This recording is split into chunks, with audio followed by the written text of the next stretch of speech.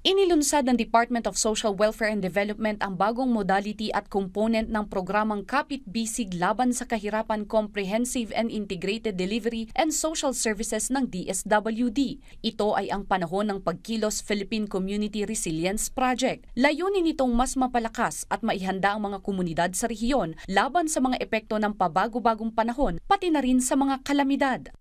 Every season is a typhoon season. So yun po yung nakita ng program. That's why we conceptualize this to build community resilience para kahit sila po ay maapektuhan nitong mga shocks and disaster, they would be able to cope and makabangon po ulit. Ilan sa mga unang saklaw ng proyekto ay ang 3 munisipalidad sa Abra at Apayao at 2 munisipalidad naman sa Benguet at Mountain Province. Napili ang mga ito batay sa pangunahing pamantayan na antas ng kahirapan ng mga munisipalidad.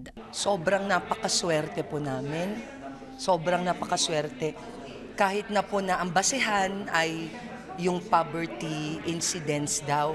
Pero nonetheless, 3 lang po kami napili sa Abra. Napakalaking bagay po sa amin yan. Blessing in this case to na paparating sa atin, kaya alagaan natin mabuti, gawin natin ang ating tungkulin. Ayon sa ahensya, sa pagtutulungan ng mga mamamayan ng isang komunidad at suporta ng programa, inaasahang madaragdagan ang kanilang kakayahan sa disaster risk reduction and management sa pamamagitan ng pagtitiyak na makatutulong sa community resilience ang mga proyektong isasagawa. Gayunpaman, binigyang diin ang kahalagahan ng koordinasyon at pagkakaisa ng mga komunidad, lokal na pamahalaan at iba't ibang sektor upang matiyak ang epektibong pagpapatupad ng programa sa rehiyon. We want this as a movement really na to address the risk of disaster and climate change para siguruduhin natin na magiging continuous yung ating development at sustainable yung ating mga projects na i-implement.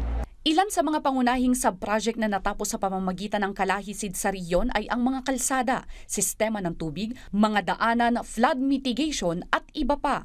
Christine Bornolia Sabaway para sa Pambansang TV sa Bagong Pilipinas.